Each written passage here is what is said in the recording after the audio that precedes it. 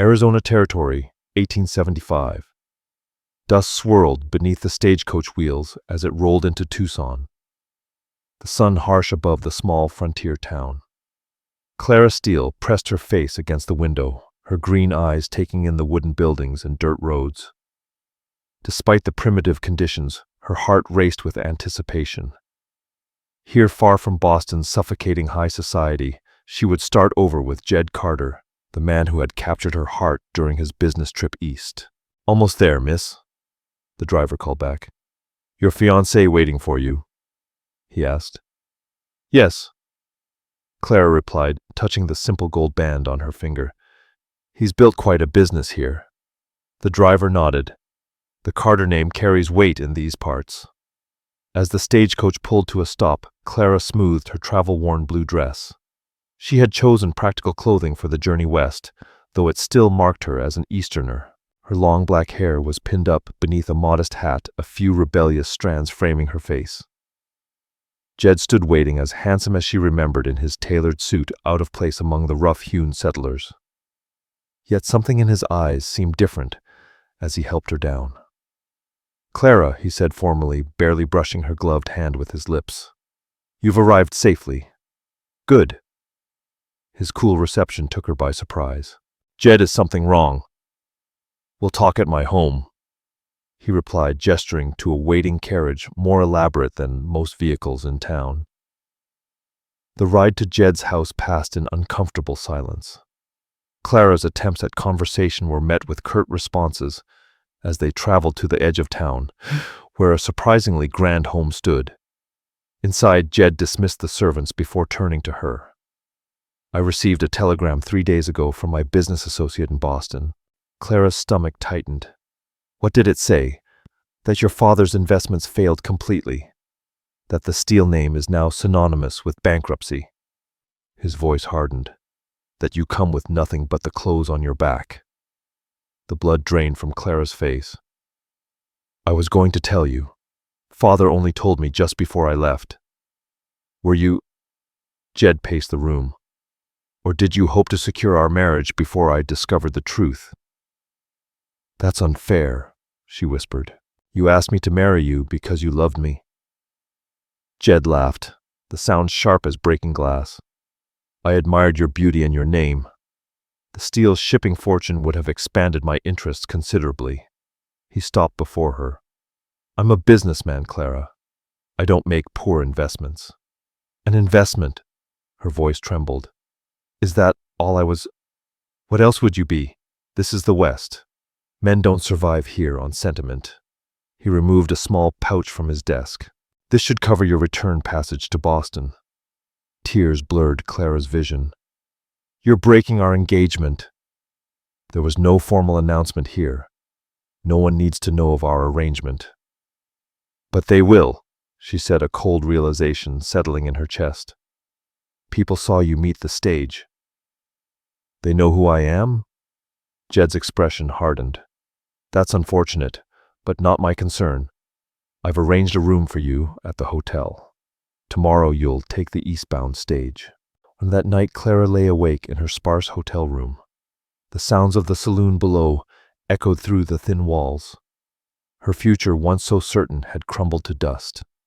Return to Boston. To what? Her father's disgrace. A life passed between pitying relatives. The following morning, she ventured into the general store for supplies, feeling the weight of stairs. "Miss Steele," the shopkeeper said, his tone laced with false sympathy. "Terrible shame about your circumstances." And as she gathered basic necessities, 2 men entered. Their spurs jingled against the wooden floor. She recognized one as a regular at Jed's table. Hank Dobbs, a cattle rancher with a reputation for cruelty. "Well, if it ain't Jed's cast-off," Hank said loudly. "Turns out a pretty face ain't worth much without a fortune behind it." Clara stiffened, but continued selecting items. Hank moved closer. "Of course, a woman alone out here has options. My ranch could use a woman's touch." His voice dropped lower. "Among other things." "No, thank you," Clara replied firmly. though her hands trembled. "Proud, ain't she?" Hank's companion laughed. "Won't last long. Town ain't kind to women without protection." Clara paid quickly and hurried back to her room. That night after darkness fell, she made her decision. The eastbound stage wouldn't see her as a passenger. Instead, she gathered her meager belongings, the few dollars she had and the horse she purchased with money meant for her return passage. Under the cover of darkness, Clara Steele rode out of Tucson, heading not east toward her past, but south toward an uncertain future. The desert stretched before her, vast and unforgiving, yet somehow less threatening than the town behind her. What woman fleeing alone into the desert was an opportunity too tempting to resist? Dawn broke over the Arizona desert in spectacular fashion, painting the sky in shades of gold and crimson. Clara had ridden through the night, pushing her horse as far as she dared. Now, as the sun climbed higher, she sought shelter from its punishing rays. A small outcropping of rocks provided some shade. Dismounting, she sipped sparingly from her canteen. The water supplies she'd hastily purchased wouldn't last more than 2 days. She had no clear destination, only a desperate need to escape. "I'll find a settlement," she told herself, "somewhere no one knows of Jed Carter or Clara Steele." As she rested, the desert's silence wrapped around her. For the first time in her life, no one watched her, judged her, or expected anything from her.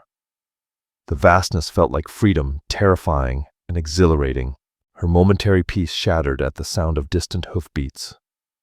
Scrambling up the rocks, she peered across the landscape. 3 riders approached, following her trail. Even at this distance, she recognized Hank Dobbs' distinctive hat. Fear clutched at her throat. She'd heard stories of what happened to women caught alone in the territories. With trembling hands, she mounted her horse and urged it forward away from her pursuers. Hours blurred together as the chase continued. Her inexperienced riding and tired mount were no match for the seasoned horsemen behind her. When her horse stumbled, nearly throwing her, Clara knew she couldn't outrun them.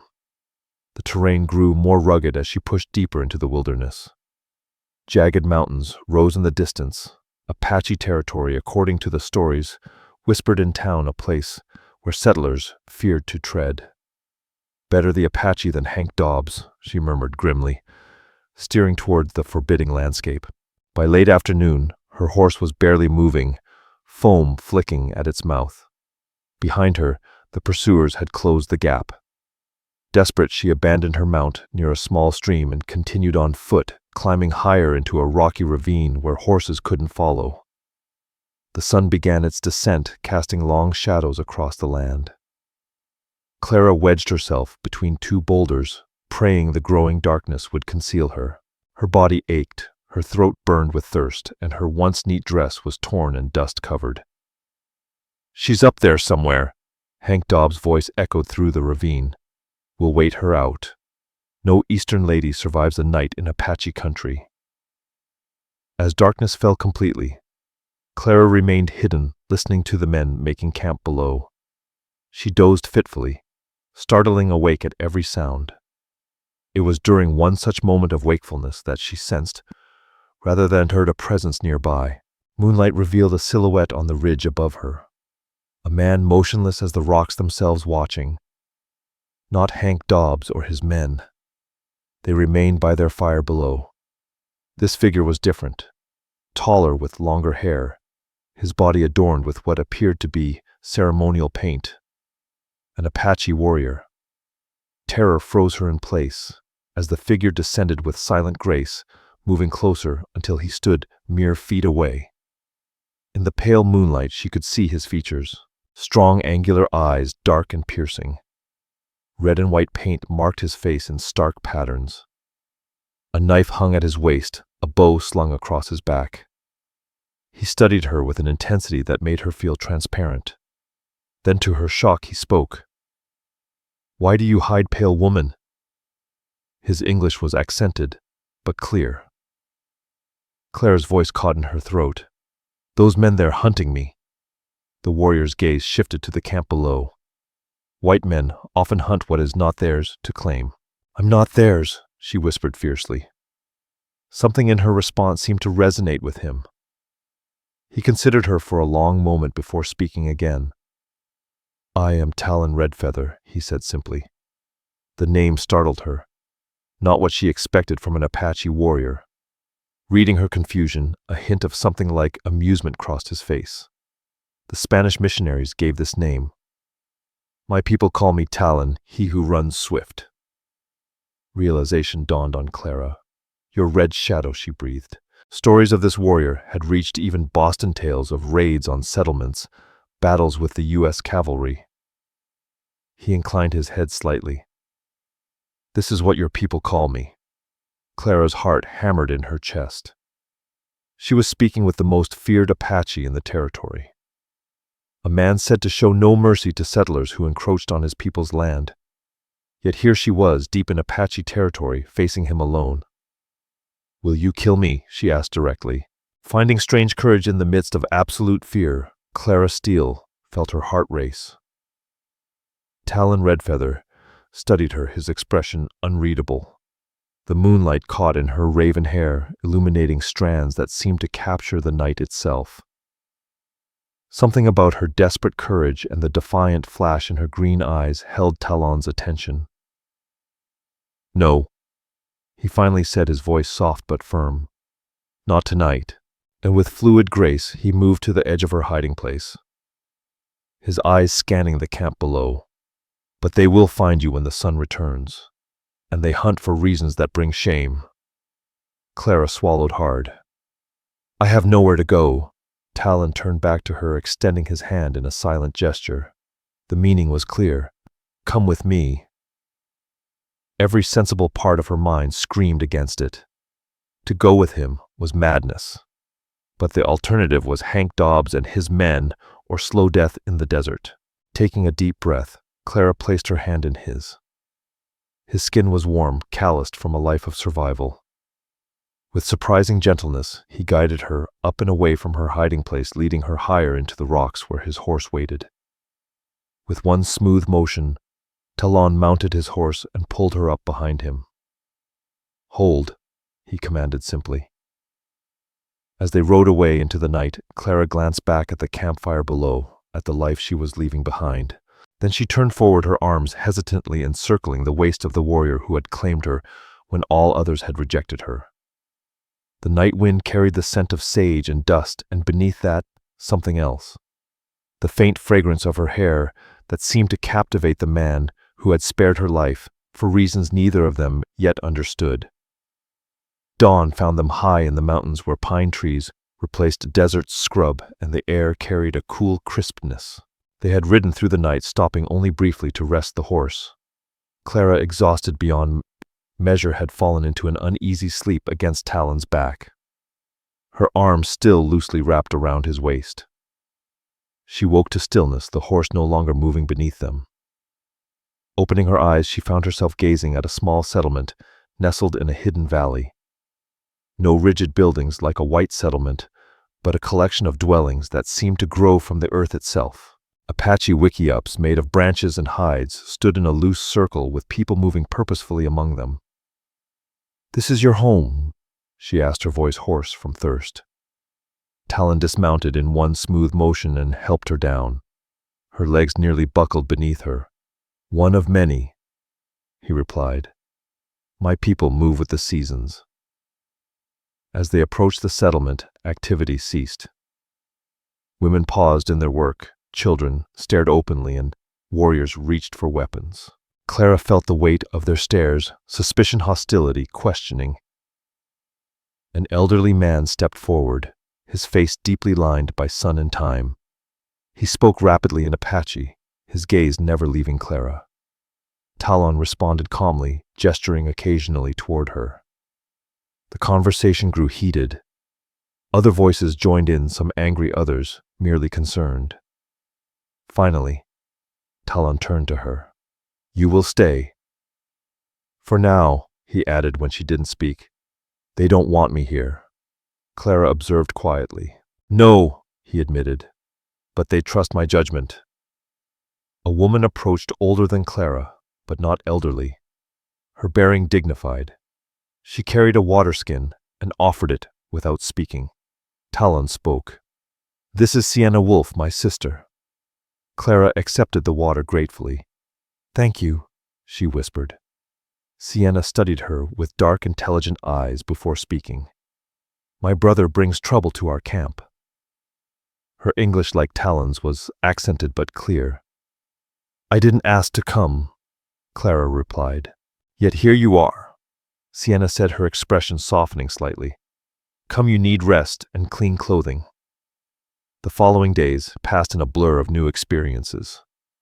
Clara was given a small space in Sienna's wiki-up simple clothing of soft deerskin and basic duties to perform. The tribe tolerated her presence warily. Children kept their distance. Women watched her work with critical eyes. Talon remained distant, often absent for days on hunting expeditions, or what Clara suspected were raids against encroaching settlers. When he was present, he observed her from afar, seldom speaking directly to her. One evening, she sat alone outside Sienna's dwelling. He approached and sat beside her. "You adapt," he said simply, the first words he'd spoken to her in days. Clara looked down at her hands, once soft and white, now calloused and tanned. "I have no choice." "There is always choice," Talon said. "You could have returned to your town, to your man." "He was never mine," she said bitterly. "He wanted only what I could bring him." Talon nodded slowly. "White men measure worth in possessions." "And how do the Apache measure worth?" she asked, meeting his gaze directly. "By strength, courage, loyalty to the people." His dark eyes locked onto hers. "You have strength more than I expected." The compliment warmed Clara Steele unexpectedly. "Your sister says I bring trouble to your camp." "You do." A hint of a smile tugged at his lips, but trouble always finds him regardless. Their conversation was interrupted by loud shouts from the edge of the camp. Talon Redfeather rose immediately, tension evident in every line of his body. Warriors gathered as a scout reported breathlessly in Apache. Sienna Wolf appeared at Clara's side. "Soldiers," she explained grimly. "They're coming this way." "Because of me?" Clara asked, dread pooling in her stomach. "No, they hunt our people always." Sienna's voice was hard-weighted with old pain. "But they will use you as an excuse if they find you here." Activity erupted around them as the camp prepared to move. Children and elders were gathered, possessions packed up quickly. Talon issued orders, his authority clear in how swiftly others obeyed. He turned back to Clara, his expression serious. "You must decide. Go with us deeper into the mountains or return to your people." "I have no people," she replied, the truth of it aching in her chest. Something shifted in Talon's eyes. Recognition, perhaps, of a pain he understood all too well. "Then you come with us." As they prepared to leave, a young warrior approached Talon, speaking rapidly and pointing toward Clara. The conversation grew heated, the younger man's gestures more aggressive. "What's happening?" Clara asked Sienna. "Zeke Wilder believes you should be left behind," Sienna explained. "He lost his wife to soldiers last winter. His heart is bitter toward all white people." Talon ended the argument with a few sharp words, turning away from the seething young warrior. As he helped Clara mount his horse, Zeke's dark gaze followed them, hatred burning in his eyes. They traveled through the night higher into the mountains, where thick pine forests grew and rocky outcroppings offered natural protection. The new camp was established with practiced efficiency, though more primitive than the one they'd left behind. That night, as Clara helped Sienna prepare a simple meal, she asked the question that had been gnawing at her. "Why did Talon bring me here? Why risk his people's safety for a white woman?" Sienna considered her for a long moment before answering. "My brother sees something in you." "What?" "I don't know." She stirred the cooking pot slowly. "Perhaps he sees himself. One caught between two worlds. What do you mean? Our father was Apache. Our mother was Mexican, captured in a raid. Sienna's eyes reflected the firelight. Talon was old enough to remember life in her village before she was taken. He learned her language, her ways. When she died, he chose to be fully Apache, but part of him remembers another life. Understanding dawned on Clara. That's why his name... Sienna nodded. Francisco became Talon Redfeather. Then he became Nastas. But all are parts of who he is. She fixed Clara with a penetrating gaze. Who are you? Clara Steele, the Boston lady, or the woman who rides with Apache. Before Clara could answer, commotion erupted at the edge of camp. Talon strode toward them, his expression thunderous. Behind him, Zeke Wilder and two other warriors dragged a struggling man, Hank Dobbs.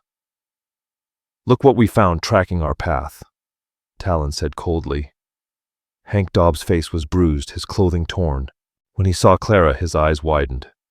So it's true, he spat. You've gone native, you whore. Talon struck him hard across the face. You will not speak to her. Hank laughed, blood staining his teeth. Jed Carter's offering a reward for her return. Said his fiancé was kidnapped by savages. His eyes gleamed maliciously. Cavalry's already been notified. They're coming for you, Red Shadow, and they'll burn every Apache camp they find until they do. The camp fell silent at his words. Dozens of eyes turned to Clara, accusation clear in their gaze. Even Sienna stepped back, her expression hardening. I never asked Jed Carter to look for me, Clara said desperately. I fled from him. Doesn't matter what you want, Hank sneered. Your lover's pride was hurt when you ran. Now he wants his property back. Enough, Talon ordered. He turned to his warriors, speaking rapidly in Apache. Hank Dobbs was bound and taken away, still hurling insults.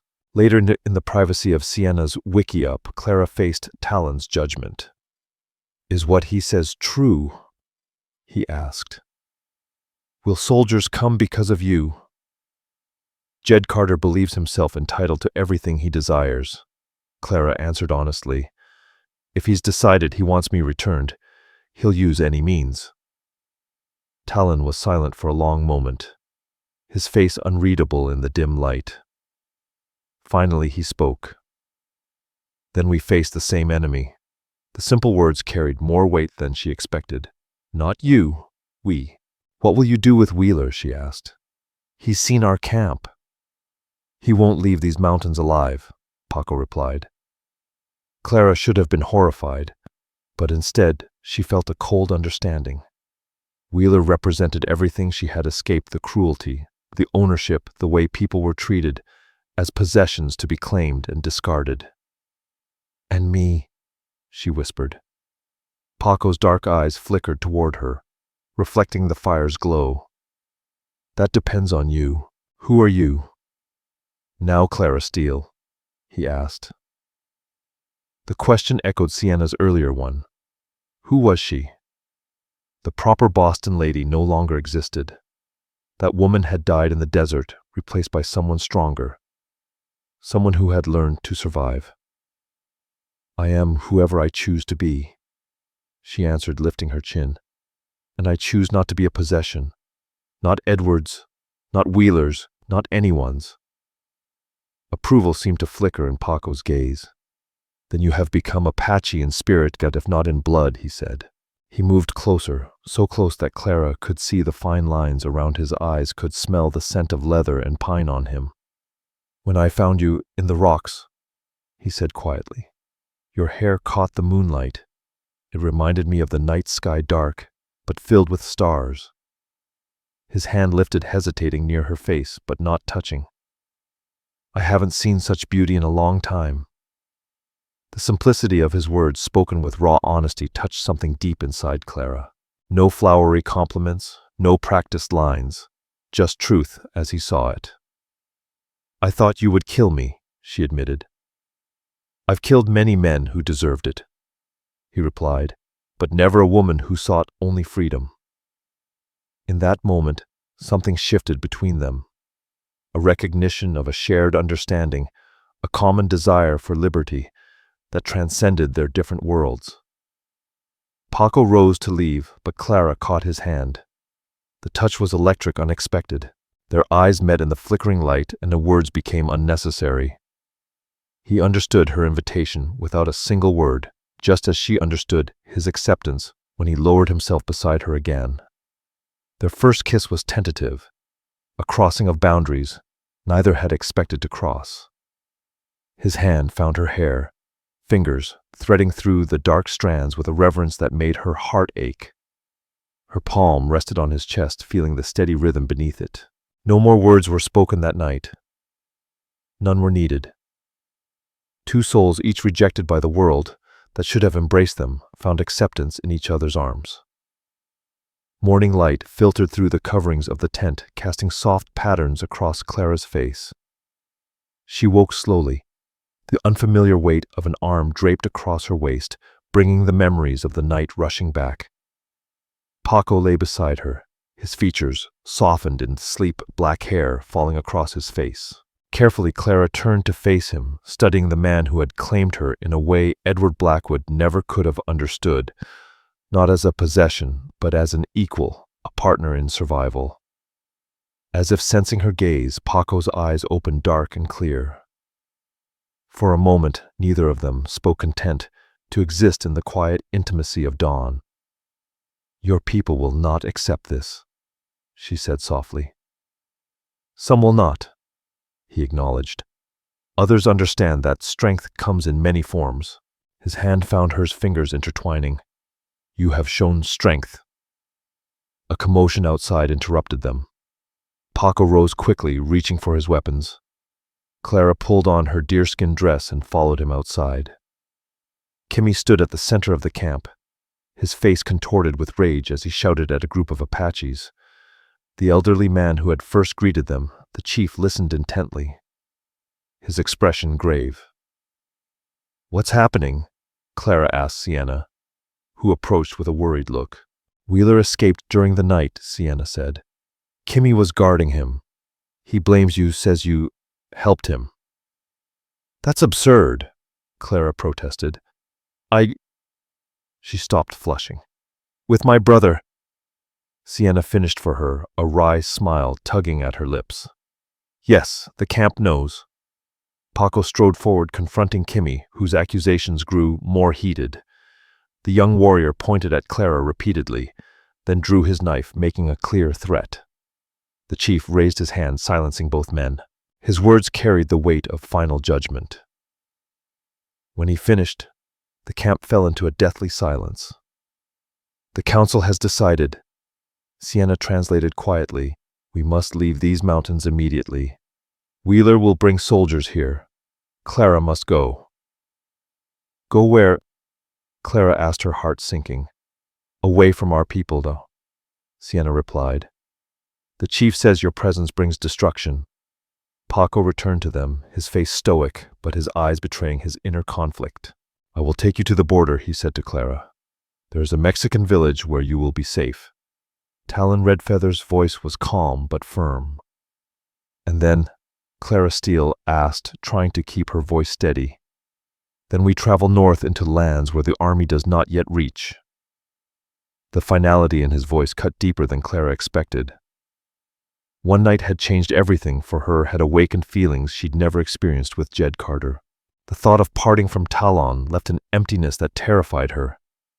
They left within the hour, the camp dissolving behind them, as the Apache vanished into the wilderness with practiced efficiency. Talon and Clara rode south, away from the others, a painful silence between them. By midday, they reached a high ridge overlooking the valley below. Talon reined in his horse, scanning the horizon. Clara followed his gaze and froze. In the distance, a dust cloud marked the movement of a cavalry patrol, at least 20 riders strong. "They're coming from the south," she said, dread filling her voice. "Cutting off the route to the border." Talon said, his expression darkening.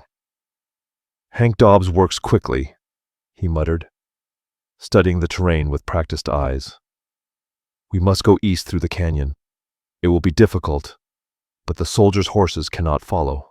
They rode hard for the canyon, a narrow slit through the mountains that dropped steeply into shadow. As they descended the treacherous path, the sound of distant gunfire echoed through the valley. Your people, Clara gasped, looking back. They know how to disappear, Talon assured her. Though tension lined his face, the soldiers were chasing ghosts. The canyon walls rose around them, blocking the sun and plunging them into cool dimness. The path narrowed until they were forced to dismount and lead the horses carefully over the loose rock.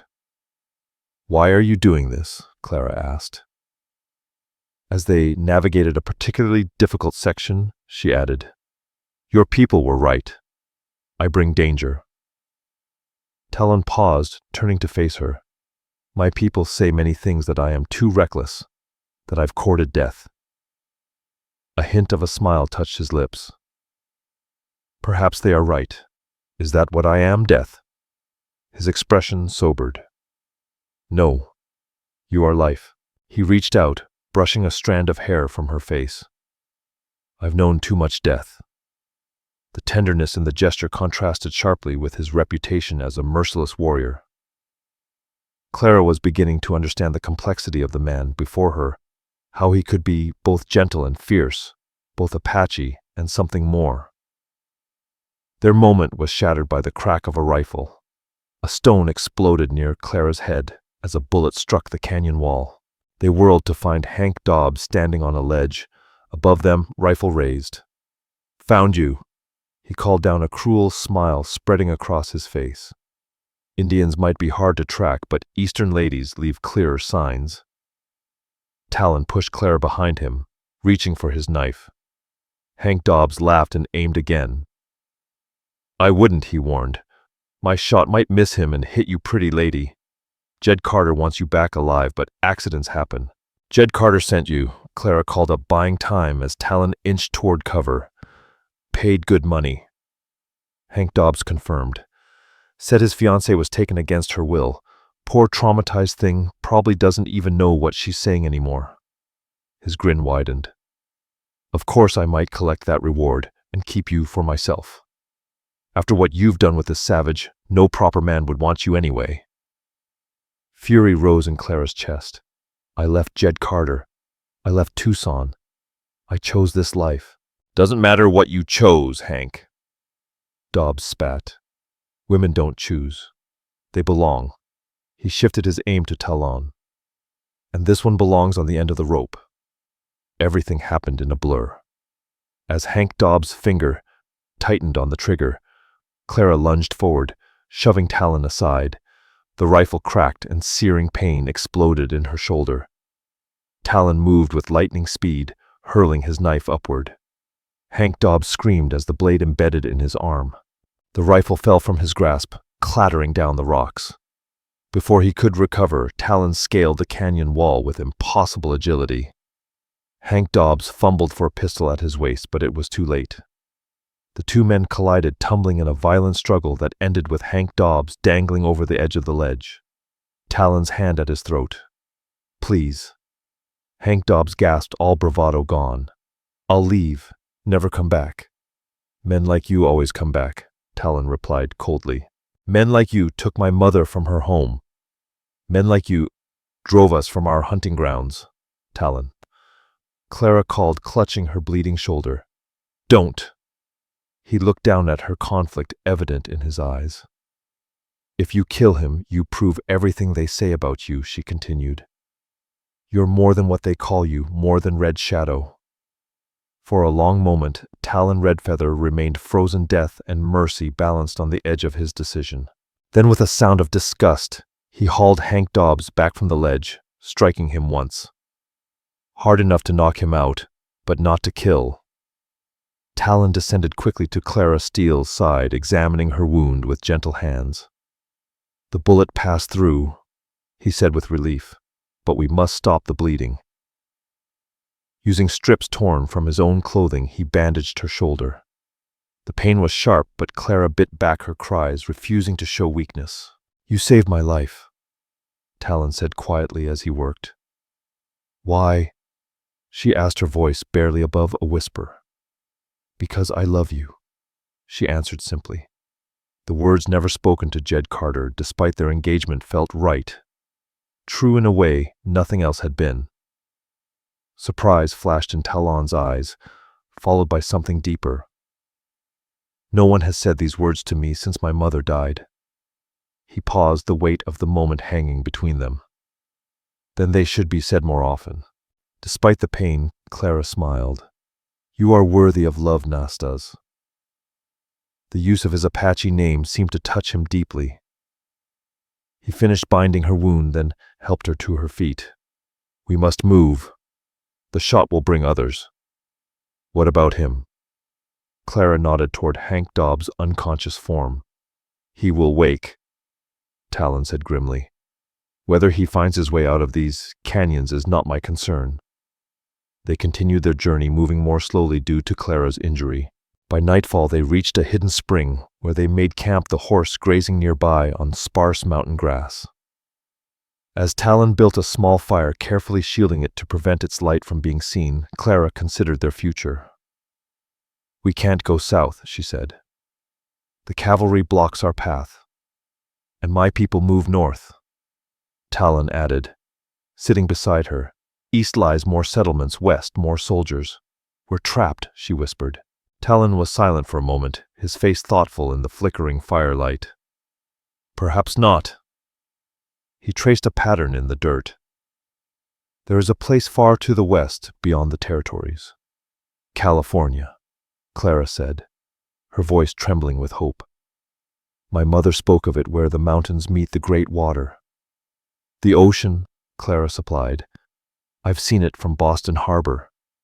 In this place there are settlements of many peoples, Mexican, Chinese, even Apache, who left the wars behind. His eyes met hers. A place where a woman and a warrior might live without the past following them. Hope kindled in Clara's chest. Is it possible to start anew somewhere no one knows us? The journey would be dangerous, Talon warned. A desert worse than what you've seen. Past army outposts and hostile tribes. I've survived worse odds, Clara replied with newfound confidence. We both have. Talon's hand found hers in the darkness. Then we go west, together. But morning brought a new challenge. As they prepared to depart, the distant sound of hoofbeats echoed through the canyon. Talon scouted ahead, returning with grim news. Cavalry. A full patrol. His expression was tight with concern. And Jed Carter rides with them. Clara's blood ran cold. Jed Carter is here himself. A man in fine clothes different from the soldiers, Talon replied. He points the way, leading them through the canyons. Clara's heart clenched. He tracks like one born to it. Better than Hank Dobbs, she added, her voice quiet. Jed hunted game in the east, Clara explained. He prides himself on it. Talon considered this information. Then we cannot outrun them. We must outsmart them. His plan was audacious. While the patrol followed the main canyon, they would double back along a nearly invisible path that ran parallel higher up the ridge. If successful, they would emerge behind their pursuers and escape west, while the soldiers continued searching eastward. The climb was grueling, especially for Clara with her injured shoulder. By midday, they had reached the narrow ledge that would serve as their path. Below, they could see the cavalry moving slowly through the winding canyon. Jed Carter riding at the front beside the captain. Why is he doing this? Clara whispered as they watched. He rejected me. Men like him cannot bear to lose what they consider theirs, Talon replied. Even what they do not want. They moved carefully along the narrow ledge, each step a potential betrayal, as loose stones could alert the soldiers below. Clara's breath came in shallow gasps. Her injured shoulder throbbed with every movement. Talon remained close, his hand steadying her at the most treacherous sections. There, he whispered, pointing to a crevice ahead, where the path widened slightly. We rest here, then continue when they've passed. Talon Redfeather, spoke with quiet certainty. They reached the sheltered alcove just as Jed Carter's voice drifted up from below. "She couldn't have gotten far," he was saying to the captain. "Not with that savage. My sources say he's distinctive. War paint, ceremonial knife, Red Shadow himself." "If it is Red Shadow," the captain replied, "you should prepare yourself for what we might find Mr. Carter. He's not known for keeping captives alive." "Clara Steele is resourceful," Jed Carter insisted, "and valuable. He would recognize that." Clara felt Talon's eyes on her. "He speaks as if you are a prized horse," he said softly. "To Jed Carter there's little difference," she replied bitterly. They remained hidden as the patrol passed beneath them, continuing deeper into the canyon maze. When the sounds faded, they resumed their journey following the elevated path until it descended gradually to join another canyon leading westward. By nightfall, they had put considerable distance between themselves and their pursuers. They made camp in a small cave, the entrance shielded by brush. Clara's wound had begun to fester, her skin hot with fever. Talon crushed herbs he had gathered, mixing them with water to form a poultice. "This will draw out the poison," he explained, applying it to her shoulder. Clara hissed in pain, but didn't pull away. "Will it work?" she asked weakly. "My mother taught me this medicine," Talon said. "The Spanish called her a bruja, a witch, but she saved many lives." His eyes held a distant memory, including mine, when I was a boy. As he tended her wound, Clara studied his face in the dim light. "Tell me about her." Talon was silent for a moment, his hands continuing their gentle work. "She was taken in a raid when she was 16, brought to our village as a captive." His voice softened. "My father saw her strength and chose her as wife. In time she chose him in return," Clara whispered. "Like us," Talon said, his voice heavy with meaning. "Like us," she repeated, her eyes softening. "She taught me her language. Her song said, I must know both worlds to survive in either." "Was she right?" Clara asked. "Yes," he said, securing the bandage. "But knowing both worlds means belonging fully to neither." He paused. "The Apaches see the Spanish in me. The whites see only the savage." Clara reached up with her good hand, touching his cheek. "I see Talon. I see Nastas. I see all of you." He turned his face into her palm, pressing his lips against it. "Rest now," he murmured. "Tomorrow we face the desert." Dawn brought unwelcome discovery. As Talon scouted the path ahead, he spotted cavalry tracks. Fresh ones, he reported grimly. "They've split their forces. Some continue east, but others circle west. They've guessed our direction." Clara's fever had broken, but weakness still plagued her. "We can't turn back." "Jed Carter will be there," she added quietly. "No." Talon agreed, his eyes hardening. "We continue west, but with greater caution." Their progress slowed to a crawl as they traveled only at night, hiding during daylight hours. The terrain grew increasingly arid as they left the mountains behind, entering the western desert. Water became precious game scarce. On the fourth night, they spotted firelight ahead. A cavalry camp positioned directly in their path. There was no way around without adding days to their journey. "We'll never make it past them," Clara whispered, despair creeping into her voice. Talon studied the camp through narrowed eyes. "Perhaps we don't need to." His plan was both simple and desperate.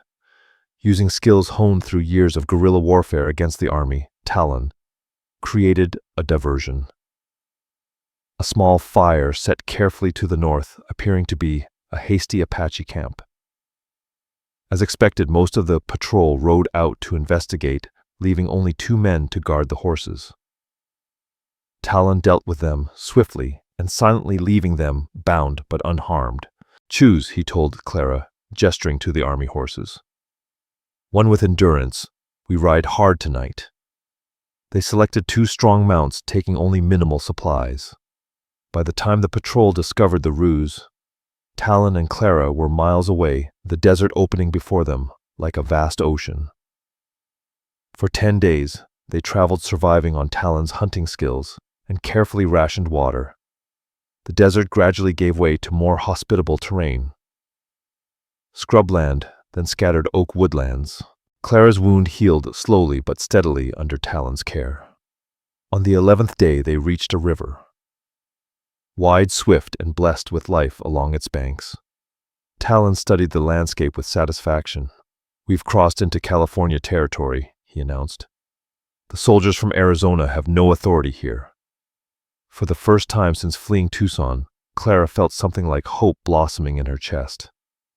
"Are we safe?" Safer, Talon amended cautiously. "But we must still be careful until we reach the coast."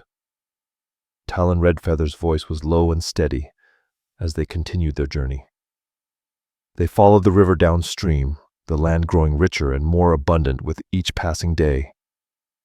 Occasionally they spotted distant settlements, small farms, ranches, but they kept their distance, avoiding contact. It was near one such settlement, 3 weeks after crossing into California, that disaster struck. They had stopped to rest in a grove of trees when riders appeared suddenly. Not soldiers, but local ranchers on patrol against cattle thieves. Before they could retreat, they were surrounded. The men's expressions hardened when they saw Talon's weapons rising. "Wait!" Clara Steele moved in front of him, hands raised. "We're travelers heading west. We mean no harm." The lead rancher, a weathered man with gray-streaked hair, eyed them suspiciously. Mighty strange traveling companions. "You his captive, ma'am?" "No," she replied firmly. "I'm his wife." The declaration brought stunned silence, followed by muttered oaths. "That true Indian?" the rancher demanded. Talon Redfeather met his gaze steadily. "She is mine as I am hers, by choice, not capture." The rancher spat on the ground. "Well, ain't that something? Don't know how they do things where you come from, but out here that kind of mixing don't sit right." "We're just passing through," Clara insisted. "We seek the coast." "The coast's still a good ways west," the rancher replied, "and you won't reach it passing through Blackwood land." Clara felt the blood drain from her face. "Blackwood. Jed Carter owns half this valley, came out from Arizona territory last month, bought the old Spanish ground." The rancher studied her reaction with new interest. "You know him?" Before she could respond, Talon Redfeather stepped forward. "We will go around his land. We want no trouble." The rancher considered them for a long moment, then sighed heavily. "Can't let you do that. Blackwood's offering rewards for information on Apache raiders. Says they took something valuable from him." His eyes fixed on Clara. "Guessing that would be you, ma'am." "Please," Clara began, but the men were already closing in. What happened next unfolded with the chaotic speed of violence. Talon Redfeather moved with lethal precision, disarming the nearest rancher and using him as a shield. Clara, drawing on newfound strength, seized a fallen pistol and fired it into the air, creating enough confusion for them to break through the circle of men. They fled on horseback, bullets whizzing past them. One grazed Talon's arm, but he rode on grimly, leading them deeper into unfamiliar territory. By nightfall, they had lost their pursuers, but gained a terrible knowledge. Jed Carter had somehow anticipated their destination and positioned himself directly in their path. How could he know, Clara wondered, as they made camp in a hidden ravine. Men like Jed Carter have resources, informants, telegraph lines. Talon wrapped his injured arm with a strip of cloth. Or perhaps he simply knows you well enough to guess. The thought chilled Clara. What do we do? Do now. Talon's expression was resolute. We face him. There is no more running. Face him. Jed Carter has money, men, power, and we have truth.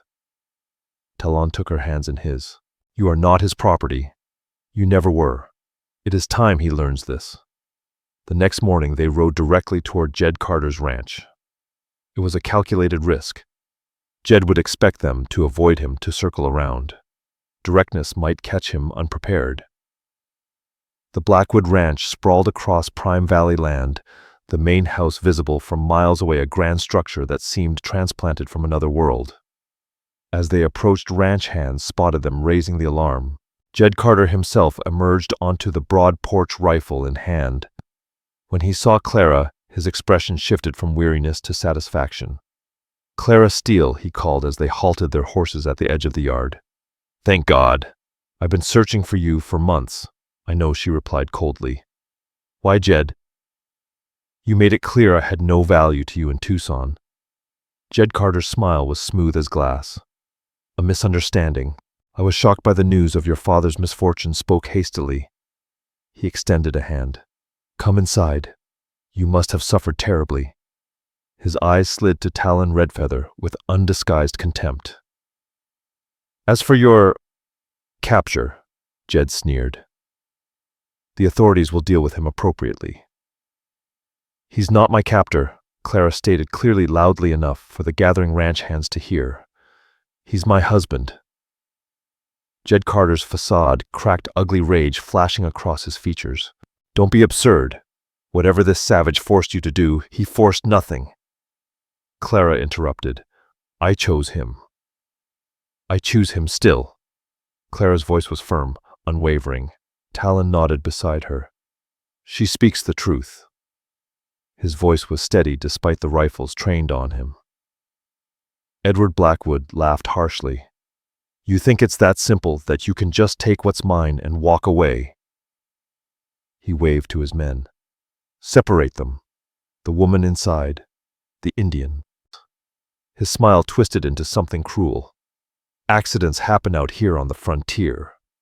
The ranch hands moved forward, hesitant, clearly uncomfortable with the situation. Clara reached for Talon's hand, gripping it tightly. "I won't go with you, Edward," she said, her voice strong. "Those days are gone." Edward's anger flared. "You have no choice." He spat, his refined manner evaporating. "A woman alone has no rights, no protection, especially one who's been—" He made a disgusted gesture toward Talon. "Contaminated." A new voice interrupted, strong and authoritative. "That's enough, Blackwood." Everyone turned to see a man ride into the yard, older with a silver star pinned to his vest, the county sheriff. "Sheriff Cross." Edward greeted him, instantly recovering his composure. "Perfect timing. These are the fugitives. I reported the Apache raider and my kidnapped fiancé." Sheriff Cross dismounted slowly, his experienced eyes scanning the situation. "Heard there was trouble. Came to investigate myself." He turned to Clara. "Ma'am, you being held against your will?" "No," she replied firmly. "I left Tucson willingly. Mr. Blackwood and I were briefly engaged, but he ended it when he learned my family had lost our fortune." Sheriff Cross raised an eyebrow. "That right, Blackwood?" Edward's face flushed. "She's confused, Sheriff. Traumatized by what she's been through." "I'm perfectly clear-headed," Clara retorted, stepping forward. "Ask your ranch hands about the reward you've been offering, not for a kidnapped fiancé, but for something valuable, stolen from you. Property, not a person you loved." Several ranch hands shifted uncomfortably, avoiding Edward's piercing glare. Sheriff Cross looked at Talon. "What are you seeking, Apache?" "We seek only passage to the coast," Talon answered calmly. "We've committed no crime in California." Sheriff Cross studied him for a moment. "You're Red Shadow. I was called that once." He paused, then said, "Now I'm just Paco." "He's a murderer," Edward protested. "A raider responsible for dozens of deaths." "In Arizona territory," the sheriff reminded him. "Outside my jurisdiction." Edward's face twisted in frustration. "But even if that's true, I can't have armed Apache warriors crossing through settled lands." Sheriff Cross interrupted. "It causes too much unease." Clara stepped forward. "Then we'll surrender our weapons and accept your escort to the coast. Whatever it takes for safe passage." Sheriff Cross rubbed his jaw thoughtfully. "Once you reach the coast, we start a new life," Clara finished simply. "Away from the past." She added, her voice steady. Edward sneered, disbelief written all over his face. "This is absurd." The sheriff shot him a sharp look. She belongs to herself now, Blackwood. California law doesn't recognize forced marriages or ownership of people. His eyes narrowed. Not anymore. For a long moment, the tension in the air crackled thick as summer lightning. Edward's hands clenched and unclenched at his sides, his face a mask of frustrated rage. "You can't do this," he hissed. "I already am," Sheriff Cross replied, calm and unwavering. "You'll surrender your weapons and come with me to town. I'll arrange safe passage to San Francisco." He looked at them, his gaze hardening. "But once you're there, you're on your own. And if trouble follows you," his voice dropped, "don't expect me to step in again." Relief washed over Clara, her breath catching in her chest.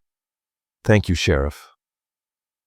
As they prepared to leave, Edward made one final desperate plea. "She has my property. Family heirlooms. I demand their return." Sheriff Cross turned to Clara, his gaze questioning. "What's he talking about?" Clara shook her head. "I have nothing of his except the clothes I wore when I left Tucson. Everything else was given to me by Talon's people." Edward stepped closer, his voice low and threatening. "This isn't over, Clara. A woman like you living with a savage. You'll never be accepted. Never find peace." Talon stepped between them, his voice equally quiet, but carrying the weight of absolute certainty. "She has already found what matters most. Freedom." His dark eyes met Edward's with unflinching intensity. "Respect. Love. Things you could never give her, no matter how much gold you possess." The truth in his words hit deeper than any physical blow could have. Jed Carter recoiled, his face twisting with fury. Without another word, he turned and stormed off toward his house. Under Sheriff Ray Cross' watchful eye, Clara and Talon rode toward the small town of Redwood Creek. True to his word, the sheriff arranged passage for them on a trading wagon heading to San Francisco, securing a promise from them to keep moving west without delay. The next morning, as they prepared to depart, Sheriff Cross gave them a final piece of advice. "There are communities north of San Francisco, mixed settlements where Mexicans, Indians, and whites live together. Not always peacefully, mind you, but with tolerance." He handed Talon a folded piece of paper. "Names of people who might help. Good folks who judge by character, not color." "Why help us?" Clara asked. Sheriff Cross's weathered face softened just a little. "My wife was worth every moment of it." Their journey to San Francisco was uneventful, though they remained vigilant for any sign of pursuit. The coastal city overwhelmed them with its bustling energy, the mingling of cultures, and the tang of salt in the air. They stayed just long enough to secure passage further north to a small settlement near the Russian River, where, according to the sheriff's contacts, they might find acceptance. Redwood Valley greeted them with cautious curiosity instead of hostility. The community, a mix of displaced natives, Mexican farmers, and Americans seeking new beginnings, had formed an unwritten code of its own, where actions were judged, not origins. They built a small cabin on the edge of the valley where the forest met the meadow. Clara learned to cultivate the rich soil, while Talon's hunting skills and knowledge of the land helped them survive. Some locals kept their distance, but for the first time Clara and Talon found a place where they could simply exist together without the burden of their past. 6 months after their arrival, on a warm evening, they sat outside their cabin, watching the sunset behind the towering redwoods.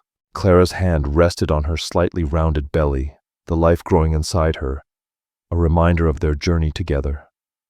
A child of two worlds, yet belonging fully to this one, she thought. "Do you ever regret it?" she asked softly. "Leaving your people?"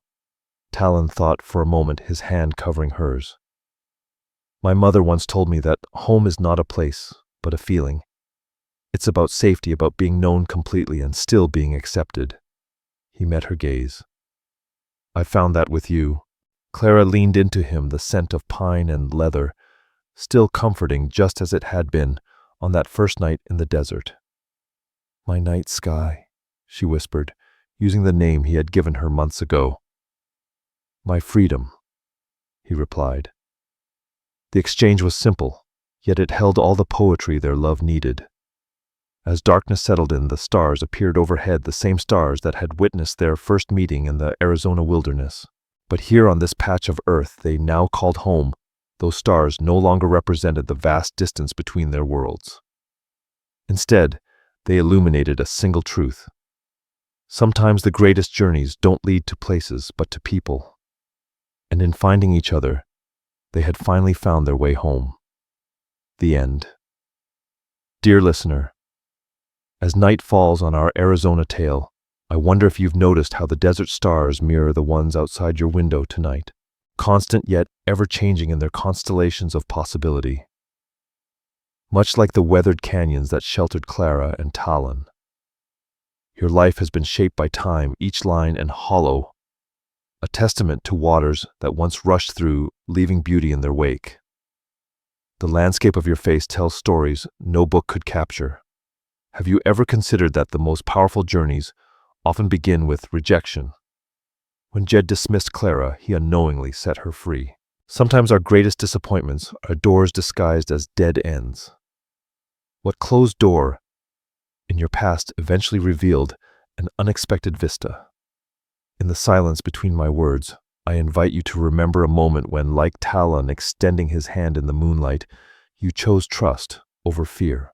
How did that moment reshape your path? Tonight, as you prepare for slumber, imagine the gentle weight of redwood branches above you, ancient sentinels that have witnessed centuries of human struggles, yet continue to reach skyward. Let their patient strength infuse your dreams. Your generation has built bridges while crossing rivers far more turbulent than the ones in our story. You've witnessed worlds transform, borders reshape, and impossibilities become commonplace. Yet in this ever-shifting landscape, your inner compass remains steady. When morning light filters through your window, may it remind you of that first California sunrise Clara and Talon witnessed, a promise that even after the longest night, renewal awaits. The horizon is still offering invitations. Remember, even the most feared Apache warrior found tenderness within himself. What softness have you rediscovered lately? What gentle strength awaits your recognition? I leave you with this thought: true belonging, like what Clara and Talon found, never demands you become smaller. It simply creates space for you to unfold completely. Rest well beneath your own canopy of stars. Your favorite storytelling team, Wild West Lone Hearts. Thank you so much for staying with us until the end of this journey. If this story touched your heart, please consider subscribing to our channel, leaving a like, a comment, and sharing it with someone who loves romance as much as you do. Your support keeps us inspired to continue telling stories full of love, redemption, and unforgettable twists. We're truly grateful, and don't go just yet. Another beautiful story is waiting for you at the end of this video. Click and be surprised by more emotional tales like this one. With heartfelt gratitude, Wild West Lone Hearts.